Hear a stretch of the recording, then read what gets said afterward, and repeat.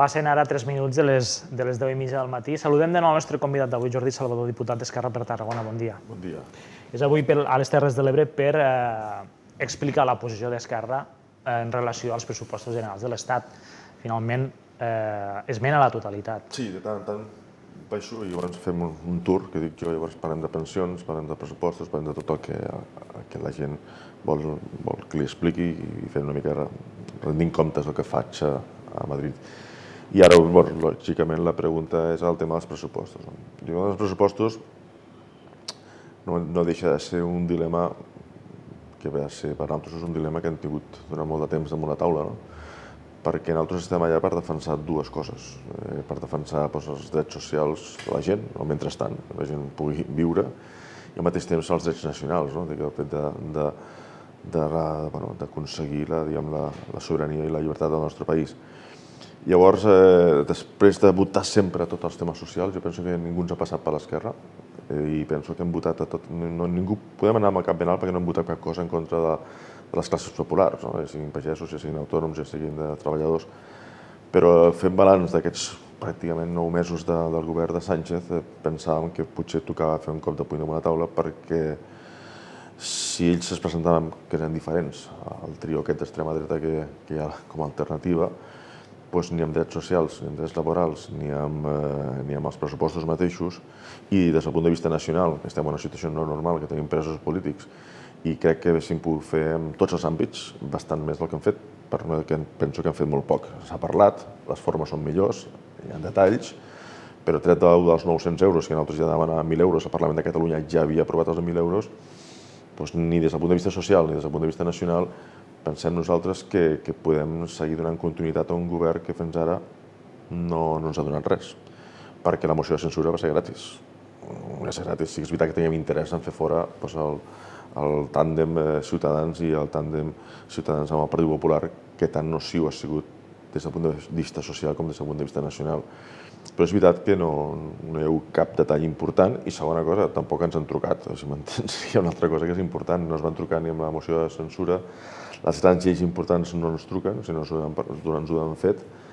Llavors, jo penso que el nostre no, per la gent que representem, crec que complim el que pensem. Si no hi ha al damunt la taula una proposta que sigui allò consistent per dir, donem una mica més de marge a buscar solucions, però fa mala pinta. Des del PSOE, des del PSC també es diu que són els pressupostos més socials, que són els millors pressupostos possibles per a Catalunya, i que no arribaran 2.000 milions d'euros en inversions, 2.000 milions més en despesa social. D'entrada, no és cert.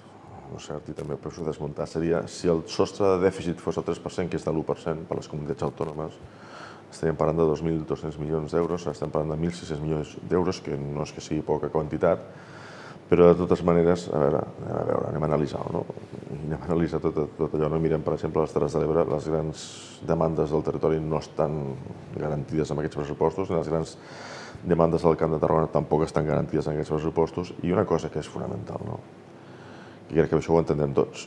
Venim d'una crisi molt potent, una crisi que no vam provocar nosaltres, però això no seria motiu d'aquesta entrevista, explicar què va passar, tot allò, la bombolla immobiliària, i el que sí que, per un mal finançament per un costat i per un confeti que es va enviar amb el rescat a la banca, resulta que els últims anys aquí hem perdut molt. De fet, els funcionaris encara se'ls deu els diners i hi ha hagut moltes retallades en tot sentit. Per recuperar-ho dels últims 10 anys fa falta un endeutament.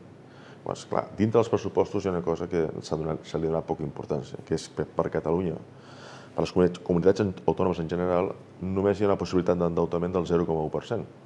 És a dir, si hem perdut en els últims anys un 10% en retallades de tot tipus, aquest ritme del 0,1% que tu pots demanar, no pots demanar més d'un préstec, com pots recuperar tot això d'aquí.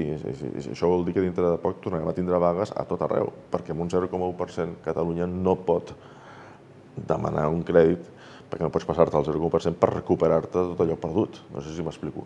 Vol dir que, en certa manera, el tema econòmic, ja no parlem del mal finançament, que tots els partits coincideixen que Catalunya està mal finançada, fins i tot aquests partits de dreta o dreta extrema que es presenten com a alternativa, Però no solament això, sinó que al mateix temps és que és insuficient. I després una altra cosa, ja no solament això, em sembla que és molt difícil en un estat. Ja d'entrada, si estiguéssim en un període normal, serien uns pressupostos que del que es diu el que hi ha una gran diferència, millors que els anteriors ho són, però en un estat de no normalitat com és aquest, en el qual tenim presos polítics, en el qual tenim, que en certa manera són els presos polítics que seran jutjats, però en certa manera jutgen a tot el poble de Catalunya, diguem no tot el poble de Catalunya, però sí el poble de Catalunya que és sent nació i que es va expressar a les urnes, no? A l'1 d'octubre. És a dir, aquesta gent que ho fa durant 10 anys estem intentant de manera pacífica i democràtica doncs, recuperar la sobirania nacional del nostre Parlament per decidir.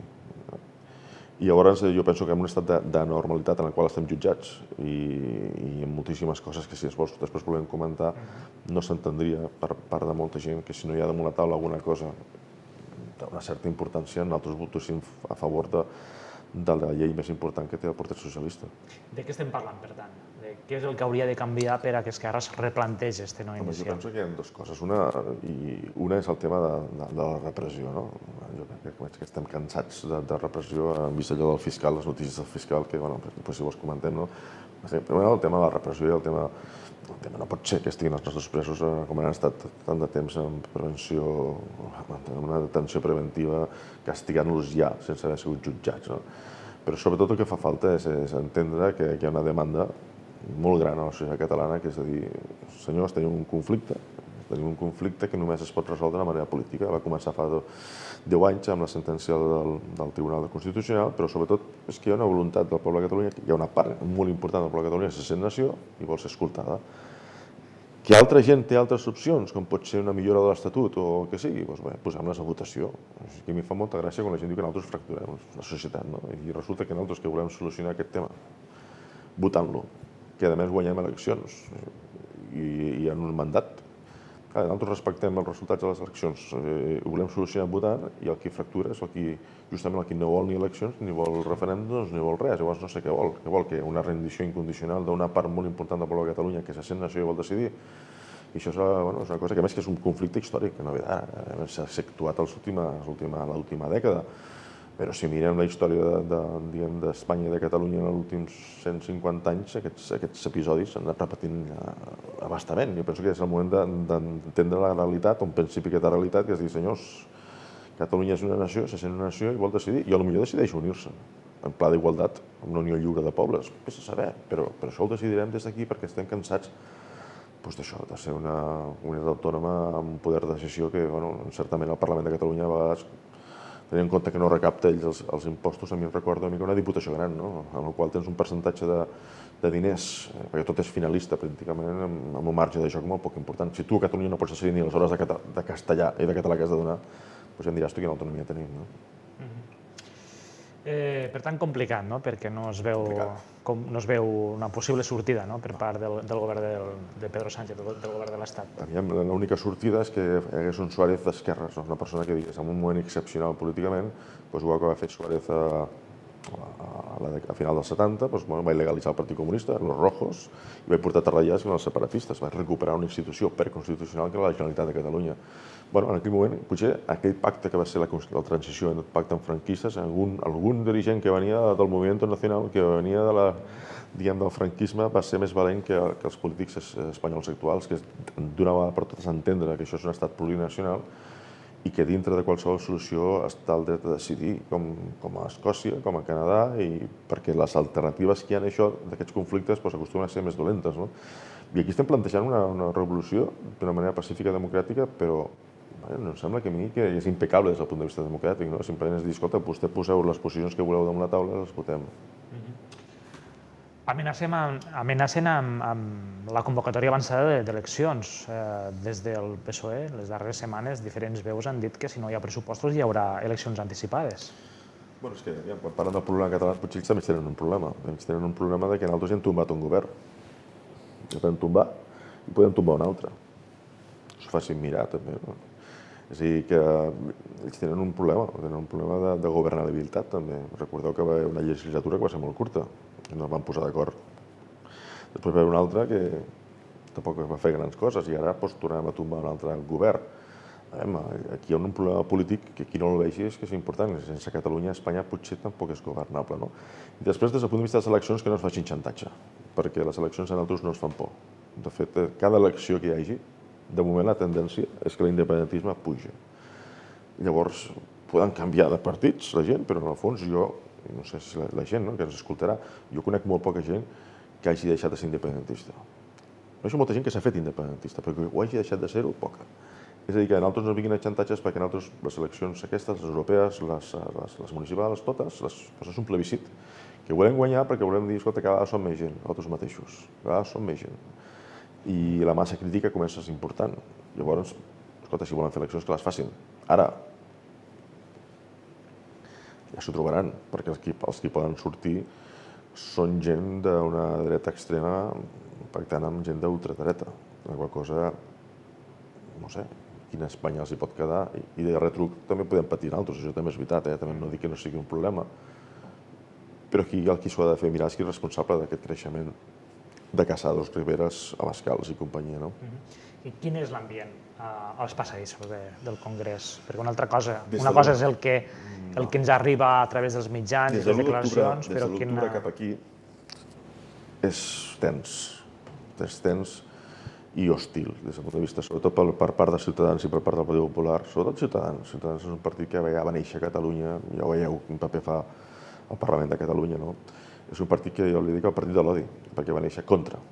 Ja no va néixer a favor de res, va néixer contra la immersió lingüística, que el castellà estava perseguit, i aquest discurs l'ha anat ampliant. És un discurs que, en certa manera, no sabem... Bueno, van començar que no eren ni dretes ni esquerres, ara veiem que són molt de dretes, però és una cosa que tenia una finalitat, que era un partit que era, sobretot, per anar contra tot allò que és català, tot allò que representa la singularitat catalana, i que aquesta gent va en contra de la televisió, va en contra dels professors, tots són dolents, els mestres, les universitats, i aquí, bueno, és un discurs que jo penso que és un discurs molt complicat.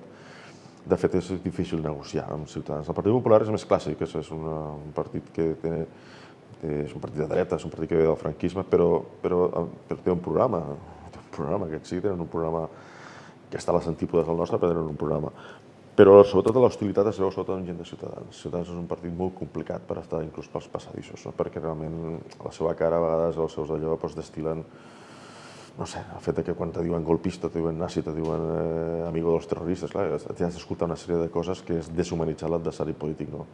I això costa d'aguantar. A mi no la gana que algú me digui a mi que sóc un nazi. Nazi de què? Saps què vol dir el nazisme? De què estàs parlant, no? I això t'ho escoltes. Llavors és veritat que la tensió que hi ha al Congrés dels Diputats, en certa manera, reflexa una tensió que hi ha als mitjans de comunicació molt, també tot s'ha de dir, i una part del carrer també, però no solament a Catalunya, sinó també a l'estat espanyol. És un ambient que jo diria que no és bo, és un símptoma més de que tenim un problema polític important a resoldre. Amb els diputats del PSOE l'ambient és millor, el clima és millor? Aquí el PSOE, hi ha diversos PSOEs, no té res a veure el PSOE, no sé, el PSOE, diguem, dels gallecs, per exemple, que tenim bona relació, o no és el mateix Zaragoza que Mercè Perea, per exemple, dintre del PSC, o no és el mateix... Hi ha gent que sí i gent que no tant, no?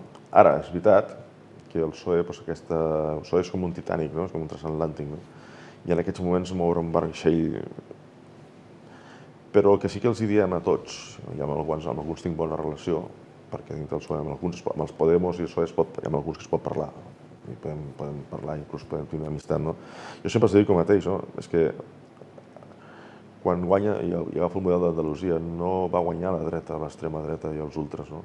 Va perdre, diguem, l'esquerra, vau perdre vosaltres. Vau perdre vosaltres. De fet, l'abstenció va ser el partit més votat.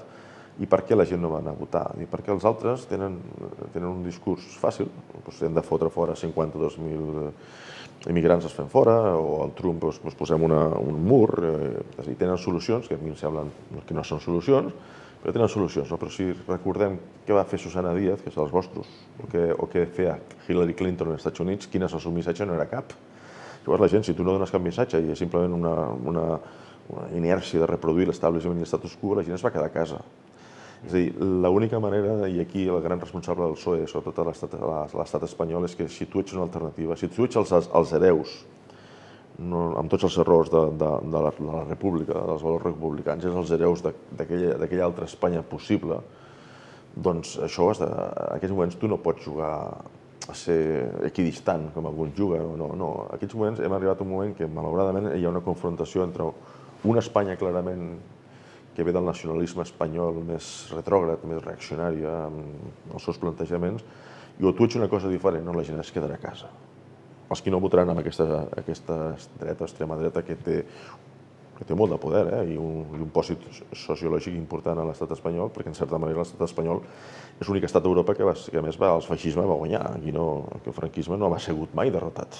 La transició és un pacte. A Portugal es va derrotar amb la revolució dels clavells, a Grècia també. A la resta d'Europa van guanyar la Guerra Mundial, però aquí no. I després es va mantenir el poder a Franco perquè, en certa manera, dintre del taulell geopolític amb la Guerra Freda els anava bé aquí tindre una base americana, bueno, això seria complex d'explicar, no ve a compte, no? Però sí que és veritat que hi ha un pòsit sociològic franquista modernitzat, ara ja potser no van amb segons quins trajes, van amb trajes Armani, van molt ben vestits i amb corbata, però no deixen de ser un pòsit clarament reaccionari. Llavors el PSOE sempre és el mateix, o ets una alternativa o Espanya té un problema molt gran. I de retruc ens toca a nosaltres. I penso que el Parlament de Catalunya té una pluralitat molt gran, en tots els sentits. No té res a veure el PSC que hi ha aquí amb el PSOE de segons quins llocs, o aquí tenim en Comú Podem, o tenim la CUP, o tenim Esquerra, tenim el PDeCAT, és a dir, que hi ha tenim una pluralitat que jo penso que ens enriqueix, no? Però allà tenen un problema, perquè realment jo sí, ara a vegades me poso una pell i dic, hòstia, què votaria allí, no? Tens per un costat un PSOE que demana el 155 a Extremadura. Clar, la gent es demana el 155 a Extremadura així, de cop i volta, no? I després tens un Podem que s'ha diluït. El Podem de fa 3 anys amb l'energia i la força que va vindre, era un Podem que demanava la condonació del deute, tota una sèrie de polítiques que tenien un públic i per això no han de votar, perquè s'ha defraudat, perquè ara accepten uns pressupostos, com deia abans, amb un 0,1 de dèficit per les comunitats autònomes. Home, per favor, de condenar la deuda, a dir que era un deute il·legítim, acceptar aquests pressupostos i vendre'ls com els pressupostos més grans de la història, home, la gent no és ruc. I en certa manera també explica el fracàs de Podem a Andalusia, no? Perquè, clar, és el que dèiem abans, aquests ja sabem què són, però tu no m'estàs donant res de nou. I això és el gran drama, la manca d'alternatives. Jo a vegades dic, com a Esquerra Republicana, amb qui parlem? Els republicans espanyols on són? Aquest és un dels problemes que nosaltres ens trobem, no? Ens agradaria tindre un interlocutor, perquè penso que no parlo ara ja dels partits polítics, sinó de la gent. Hi ha gent, com a tot arreu hi ha bona gent i mala gent, com a Catalunya, tot arreu, no? La imbecilitat, que dic jo, a vegades està molt ben repartida, no? Però la gent, jo penso que amb la gent a vegades penso que hi ha una Espanya també que aquí a vegades també li faltem el respecte quan parlem d'espanyols i això mai m'ho sentireu dir a mi. Hi ha una Espanya republicana també, una Espanya d'esquerres, que és veritat que no es trasllada de moment amb una gran força política, però hi ha gent que ens entén. De fet, nosaltres estem cansats que ens cridin a Ateneus i a llocs de Madrid, de Vallecas, de Getafe, i Tardà és una persona molt estimada de molta gent del carrer, perquè és una persona que se'l veu com un estàndard del republicanisme i sí que és independentista, però pots parlar, ells ho entenen. Llavors penso que fa falta el PSOE, i aquí no és el meu partit, però penso que Espanya és difícilment, sense que surti una esquerra valenta capaç de plantar cara, se'n poden sortir. Tant ells si retruquen, altres també rebem, no? No hem parlat de la unitat d'acció dels partits independentistes a Madrid. Finalment s'han posat d'acord per a rebutjar tant PDeCAT com Esquerra els pressupostos. Penso que la unitat és un tema que és molt recurrent, però jo penso que la unitat, penso que a mi sempre crec que ha funcionat. Jo la unitat, en els temes importants, no han fallat mai. De fet, estem a la presó junts, si ens entenem. Estem a la presó junts i estem a l'exili junts. Llavors, jo penso que més prova que aquesta no hi ha cap. I ara, és veritat que a l'hora de plantejar estratègies o a l'hora de plantejar tàctiques o fins i tot, o inclús la manera d'intentar augmentar el nombre d'independentistes, perquè això és clau sempre. De fet, no solament ara, sinó en el futur també. Com més gent tinguem al nostre costat, doncs millor. Aquí la gent hauríem de ser una mica més generosos entre nosaltres, perquè es castiguem molt. Jo a vegades sento insults a les xarxes, no sé, a favor, quan parlen del govern de Vichy i animalades, no siguem així. intenta entendre que aquesta persona, que és independentista de socarrel i a més té una visió d'esquerres, vol el millor, i el millor no coincideix amb el teu. Però siguem una mica més demòcrates, perquè no caiguem amb els tics que critiquem a altres. Llavors, la unitat d'acció, anem analitzant els temes importants, sempre hem anat a una, sempre hem anat a una. I en les altres coses, que seria el tema electoral, que hem de guanyar, perquè és una cosa important, no solament ara, és a dir, que en el fons una nació, ja deia Ernest Renan, que és un plebiscit diari. Hem de guanyar totes les eleccions per demostrar que això va de debò. I el dia que la cosa sigui una victòria aplastant encara serà més fàcil de legitimar. Perquè a vegades a Madrid, quan parlem amb gent internacional, com que pregunten, és dir, quan sou? Parlamentàriament som al 47%, estem al 50%, i jo els dic, no es pot saber mai, i jo ja faig de dir, no es pot saber perquè si no hi ha un referèndum no podem saber tot això d'aquí, no? I diu, va, està bé, però en el fons ens falta encara una empenta final. Ara, donem el mateix, a vegades per veure si el català a vegades és una miqueta com el culer d'abans, el culer pre-Cruyff, que dic jo, que està sempre patint i sempre queixant-nos. A veure, analitzem en perspectiva històrica tot el que s'està avançant. Sí que tenim uns danys col·laterals molt durs, són l'exili i la gent que està a la presó, però com a país, escolta, fa 10 anys estàvem parlant d'un estatut d'autonomia, així ens entenem. I en aquests moments estem fent un escac. Hem guanyat victòries, hem guanyat batalles a un estat, a tot un estat, amb tota la seva maquinària, com pot ser l'1 d'octubre, el 3 d'octubre, o el mateix 27. Sí que és veritat, entre cometes, la guerra no està guanyada, però estem guanyant batalles i el problema de Catalunya és un problema espanyol, i el tenen damunt la taula. Llavors, penso que ens fa falta estimar-nos una mica més. I el tema de la unitat, entendre que les coses importants que ningú es preocupi, que hem anat a una. Hem anat a una, i fins i tot la CUP, PDeCAT i Esquerra han anat a una. I la història ens avala. I a partir d'aquí, clar, hi ha gent que diu que aquí hi hauria diferències, que són que sigui el tema d'implementar la república, en què consisteix això, no? Però estem lluitant contra un estat i a més ho volem fer d'una manera democràtica, pacífica, sense aldarulls. Clar, volem fer d'una manera que dius, a més, en unes condicions que a mi em sembla molt bé, perquè no voldria en cap moment la violència, però els altres sí que tenen el monopoli de la violència i el monopoli de la justícia, molt discutible la seva justícia, i el monopoli de molts mitjans de comunicació. Llavors, siguem una miqueta més generosos, estimem-nos una miqueta més, i anem pel bon camí, i ara seguir guanyant eleccions i seguir demostrant i seguir recuperant la sobirania nacional, i estic convençut que això d'aquí ja no té volta enrere, no? El judici als presos de l'1 d'octubre marcarà molt també el devenir de la política catalana i espanyola dels propers mesos. Sí, perquè, com deia abans, això és un judici que no és només és un judici als nostres representants polítics, és un judici a la presidenta del Parlament, és un judici al vicepresident, és un judici a les dues entitats civils més importants que hi ha a Catalunya, que és Òmnium Cultural i l'ANC. Estem parlant que en el fons és un judici a nosaltres. Això la gent no el vulguin, encara que hi hagi unes persones que són els que se sentaran a la banqueta dels acusats, els que estem sentats a la banqueta dels acusats, van ser nosaltres que ens vam donar un mandat polític per tirar endavant un referèndum. És a dir, que això penso que la gent no ha d'entendre que és una gran magnitud. La gent ja no entén que el que està passant i que això vagi a judici, perquè és un tema polític que mai s'hauria d'haver judicialitzat en un estat que realment fos intel·ligent i que fos demòcrata. Però les coses estan com estan. Lògicament, això marca i fa que el tema serà complicat. Ara ens venen unes setmanes que van ser molt complicades, perquè hem de seguir jugant entre sempre això com una partida d'escacs, en la qual el rival també juga, que això a vegades la gent s'oblida. I en aquests moments tenen un rival que a més tenen més peces que nosaltres, damunt la taula, juguen amb més recanvis. Però el judici serà al mateix temps una oportunitat. I és trist que parlar amb aquesta frivolitat quan estem jugant amb el benestar de vides i famílies i de persones, però no deixarà de ser una oportunitat per dir, perquè penso que és tan gros el que s'està jutjant i la manera que s'està jutjant, que és rebel·lió i sedició, quan aquí no hi ha hagut violència i tothom que viu aquí, aquest relat, no el compra. Escolta, hem estat tots allí, no hi havia gent amb pedres, ni gent amb pals, ni gent amb còctels Molotov.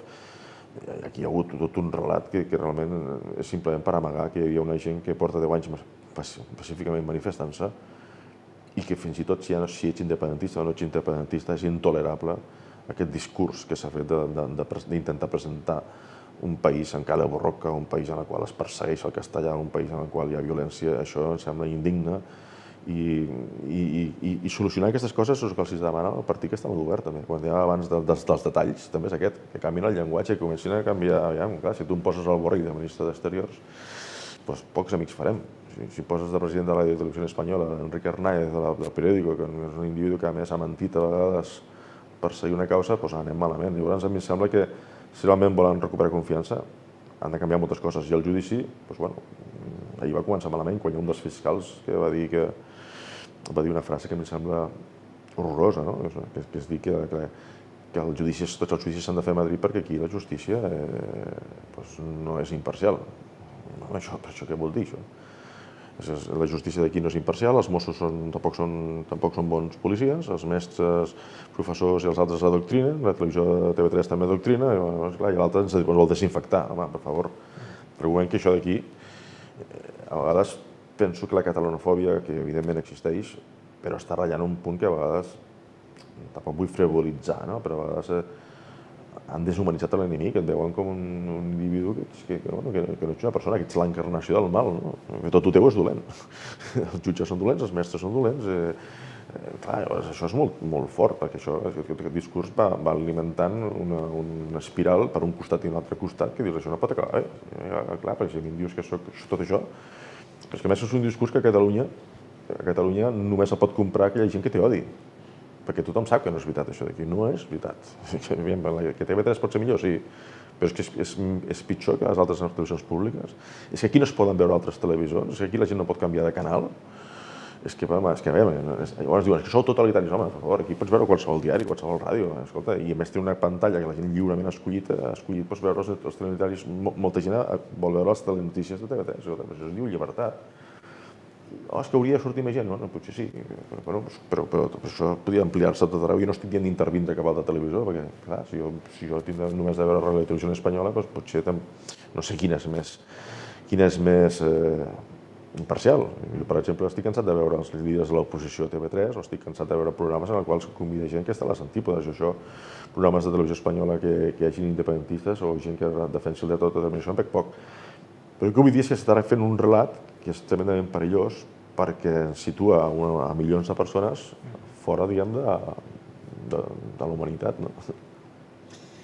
Després seguim parlant. Li volia preguntar també pel castor, perquè la setmana passada la ministra va anunciar el desmantellament de la plataforma marina, també de tota el gasoducte de la plataforma terrestre. Finalment és el que demanava Esquerra i en això el govern del PSOE sí que ha fet un gest important, un pas endavant important. Sí, cal concretar, però és veritat que en una sèrie de coses ha demostrat, sobretot que concretament la ministra que feia referència, s'ha demostrat uns detalls per part del PSOE millors que el d'abans. Això també és veritat, seria injust negar-ho, ja amb el tema del Castor, el tema de les xarxes tancades elèctriques.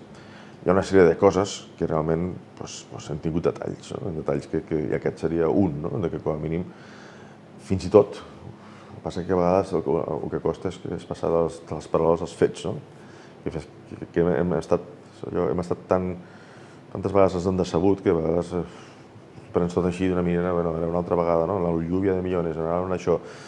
És com el tema dels plans d'emergència nuclear. Hem sentit tantes vegades que es solucionava, tanta gent tantes vegades ens han dit que sí, que teniu tota la raó, ens han donat la raó, ens han votat propostes d'una llei, ens han contestat molt bé les preguntes que els hi fem, però fins que no ho veus no t'ho creus.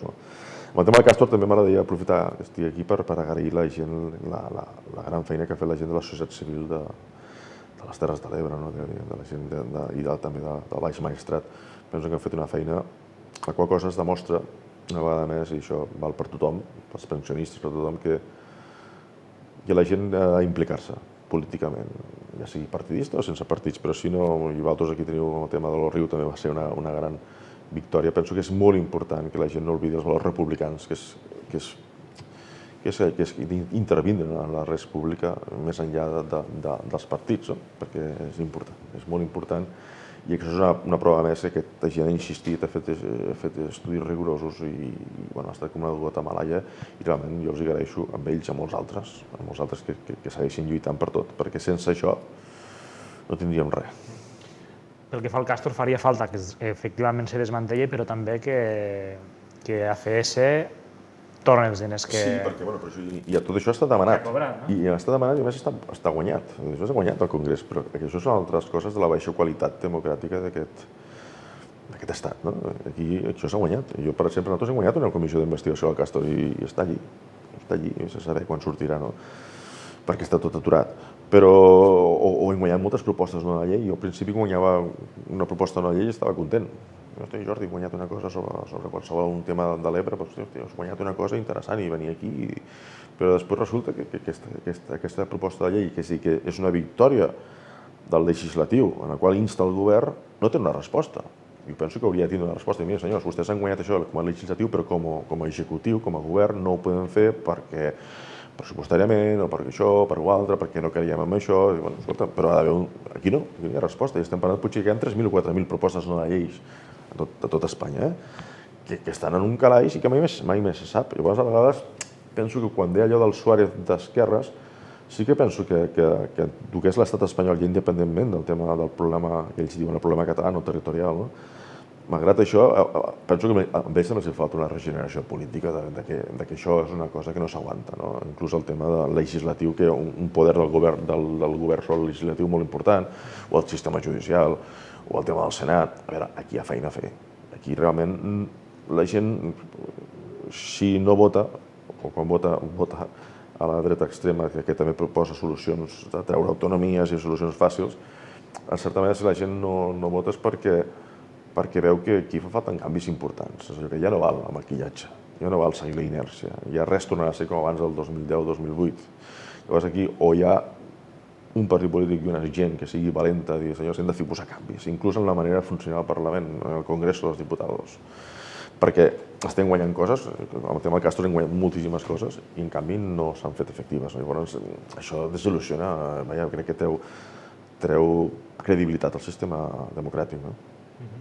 Al territori hi ha preocupació també pel tema dels cítrics, per la situació del sector dels cítrics. Els cítrics el vam defensar la setmana passada, fa 2 setmanes, és un tema que és un tema que és de calaix. Penso que, i això també ho deia abans, fer d'esquerres. Fer d'esquerres és això, és a dir, que el mercat per si mateix, si tu tens el lliure mercat, doncs què passa? Doncs passa el que passa. Que tu compres taronges a un altre lloc que estan fetes en unes condicions que no són molt més barates que les d'aquí, en temes medioambientals, en temes de fitosanitaris, en temes de mà d'obra, i no pots competir amb això. I sempre hi haurà algú que treballarà més barat que tu. Llavors aquí, en la regulació del mercat, és a dir, quan diuen la dreta diu que el mercat es regula sol, això no és veritat. I a més no ho compleixen ells mateixos, perquè quan el mercat es regula sol i els seus bancs estan a punt de caure, els rescatem. És a dir, aquests volen socialisme per dalt, però en canvi volen liberalisme per baix, quan els hi va bé.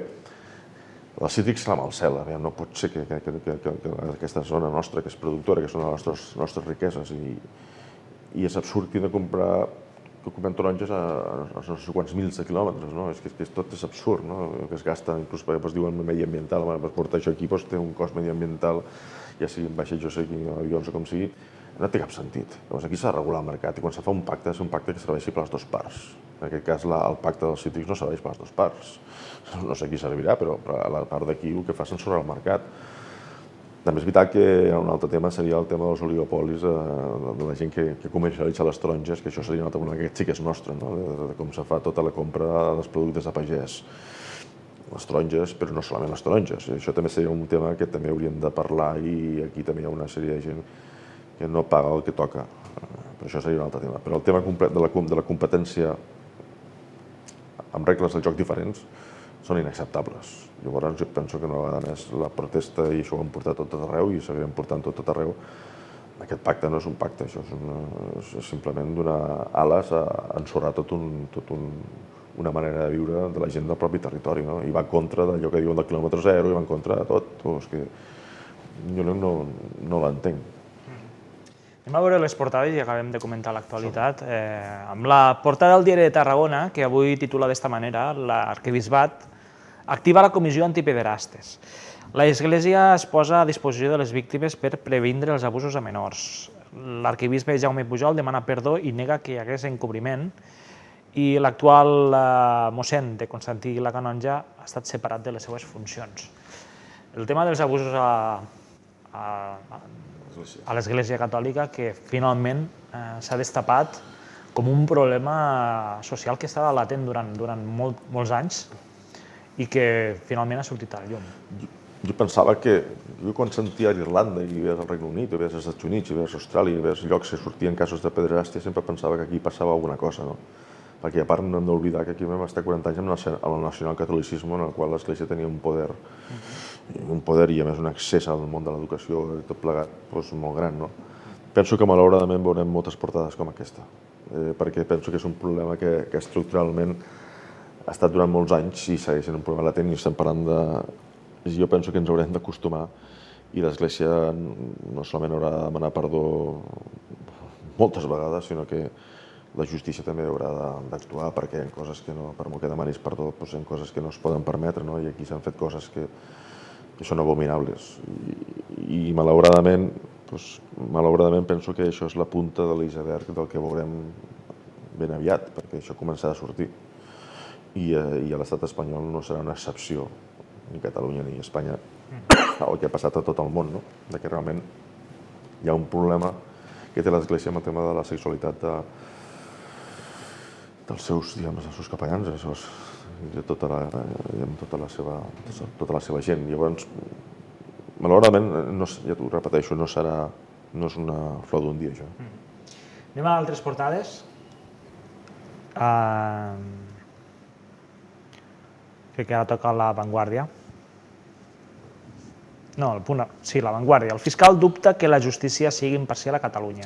Aquesta em sembla tremenda.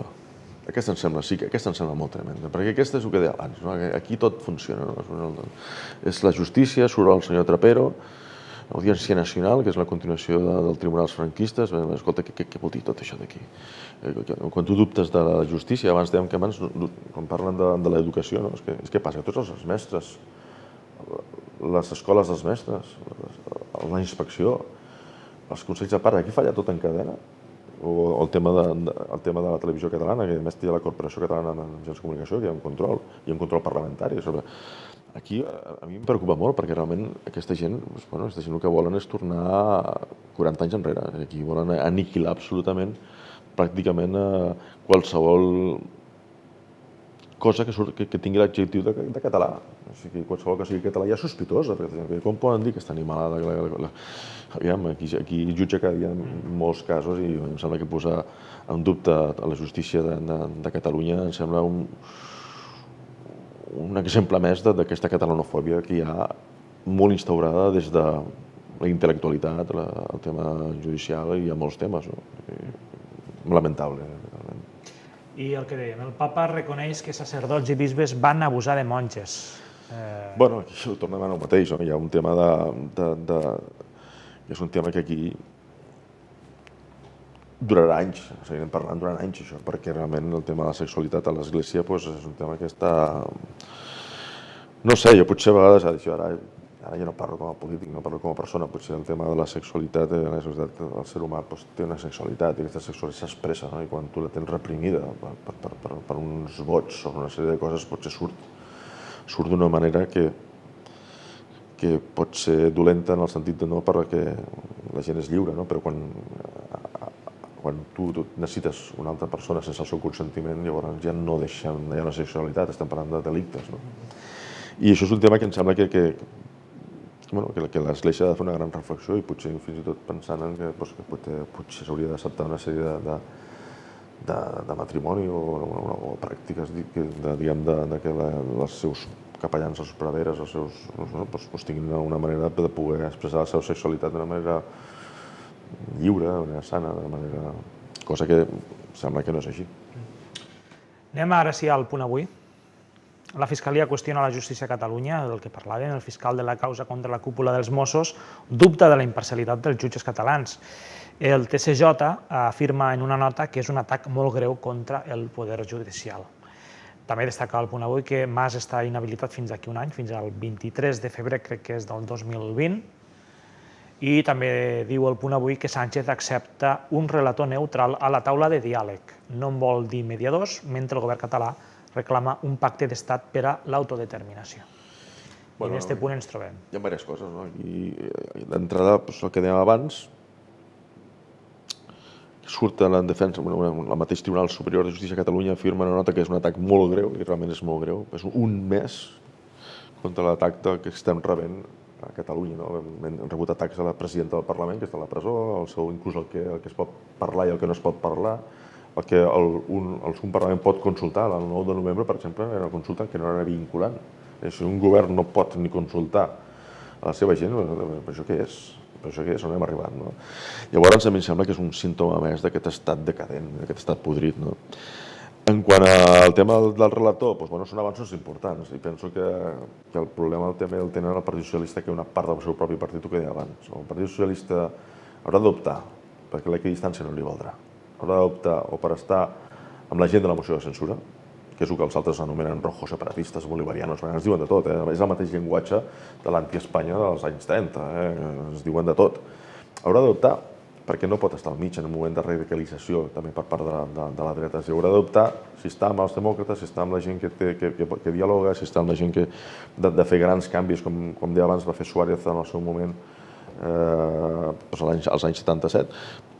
Llavors aquí haurà d'optar. Ara, és un detall, el fet que comenci a sortir la paraula relator, ja comença a voler acceptar que hi ha un conflicte polític, principalment polític, i que una persona que ajudi a mediar no està mal vist.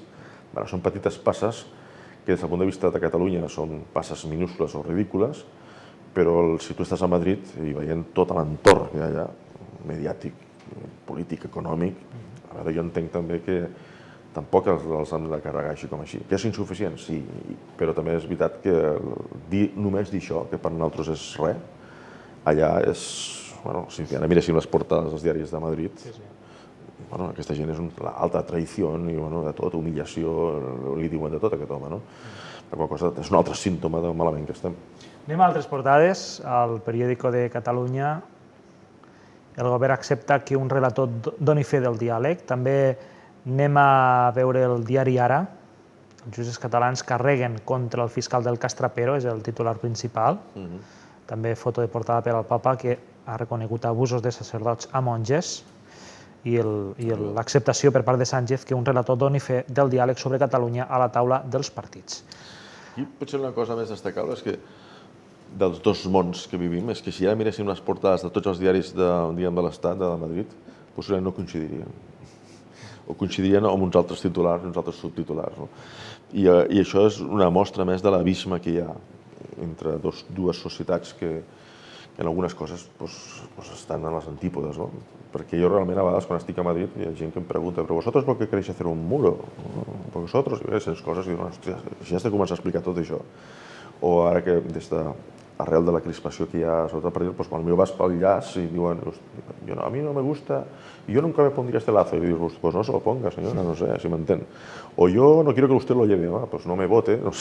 Però clar, és una societat que estan en aquests moments, quan diuen que aquí sí que veig que hi ha una trencadissa entre la manera de veure la situació molt diferent als mitjans de comunicació de Madrid i als mitjans de comunicació d'aquí. Quasi me recorda una miqueta el Marca i l'Esport, o l'Asi i el Mundo Deportivo. A vegades que no tenen res a veure una portada amb l'altra i el mateix partit sembla que mirem partits diferents. Anem a veure la premsa de comarques. No, primer, a 20 minuts, la premsa gratuïta de Barcelona explica que pugen a 7 els detinguts per la violació múltiple de Sabadell i també que Sánchez accepta un relator en el diàleg sobre Catalunya. Torrent visita les preses, és l'altre tema de portada. El president del Parlament va visitar Carme Forcadell i a Dolors Bassa a la presó d'Alcalá Meco. Torrent les va trobar fortes, serenes i valentes i amb ganes que comenci el judici per poder explicar-se. Aquí hi ha coses que ja han dit en altres portades, però hi ha una que potser no han tocat, que és el tema asciende a 7 los detenidos por la violación múltiple en Sabadell d'una nena de 18 anys. Això em sembla molt fort. Això també és un altre símptoma d'una societat que a mi no m'entra al cap. Penso que no m'entra al cap que una noia de 18 anys tingui de patir una experiència tan salvatge o tan... no sé com qualificar-la sense... Però això, sobretot si tens una filla, o que en el cas tens una filla de 12 anys, però no cal, no? Penso que tothom... Penso que arribar un individu, 7 individus a fer una pràctica tan fastigosa o tan tan criminal sobre una persona ho trobo, no té paraules, no? Realment, aquí sí que penso que he passat pel cap d'aquesta gent, a vegades et preguntes, per a mi és incomprensible, no? Com se pot fer accions tan dolentes o tan malignes, no? Costa entendre i realment el tema de la violència de gènere, la violència masclista, és un tema important. Jo penso que és un tema que et deixa sense paraules. Anem ara sí a la premsa de comarques. El diari Segre, condemnat a només 2 anys per violar una discapacitada al no haver-se resistit prou, és el tema principal, el Segre.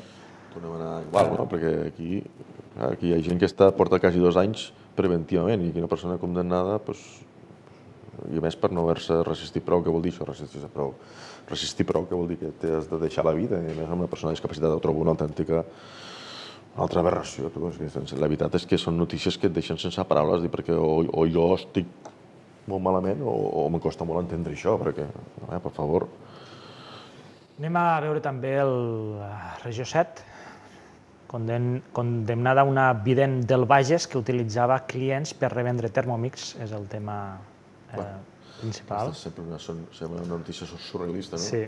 Hi ha l'entrada de les vidents i després això que es lligui en què la vident a més revèn Thermomix, no? És una cosa que dius... Quasi sembla el Mundo Today, no? Diu la notícia que la sentenciada feia servir les dades personals de 5 persones que havien demanat els seus serveis per estafar bancs que finançaven els aparells. Una notícia totalment rocambolesca. Això sí que sembla el Mundo Today, no? Diari de Girona diu que la Generalitat adverteix que falten molts i molts anys per tenir el nou hospital, el nou Trueta. El delegat del govern diu que aquest any serà decisiu perquè es decidirà si finalment s'ubica a Girona o bé a Salt. Però aquí llega amb el que dèiem abans. El problema no solament els tenim aquí, sinó que també els tenen allí, no? Que hi ha un tema de que el que dèiem abans, és a dir, si jo no tinc, perquè els últims anys han sigut desastrosos, no tinc un capital i a més no puc demanar, tinc un sostre de despesa, no puc gastar més del 0,1%, és a dir, no puc endeutar més, no puc fer res. És com si, clar, no puc demanar una hipoteca, no puc tenir una casa, i en aquest cas no puc tenir un hospital, no? Penso que també és un símptoma més de la manca de finançament de la Generalitat i en segon cas també una miqueta que els pressupostos aquests no són tan bons quan tu no et permeten que tu en molts anys no puguis tenir un hospital que el Déu mana. A la premsa de Castelló, crec que teníem el periòdico, el Mediterrani, el periòdico de Castelló, l'exportació de cítrics baixa en quasi tots els destins europeus. 8 dels principals mercats es ressenteixen aquesta campanya a causa del que parlàvem abans de la importació de cítrics de Sud-àfrica, principalment.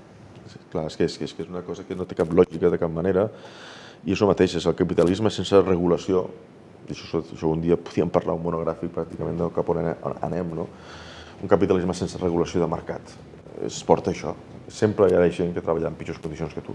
Això no pots competir. És que no pots competir mai. Llavors es posa a fer això perquè no és ni capitalisme. Això seria simplement perquè capitalisme seria igualtat de condicions. És que no hi ha igualtat de condicions. Però jo que soc socialdemòcrata radical, per dir-ho d'una manera, hi ha coses que no poden estar en mans del mercat lliure. Per què no? Perquè significa que la gent que està aquí treballant no pot viure.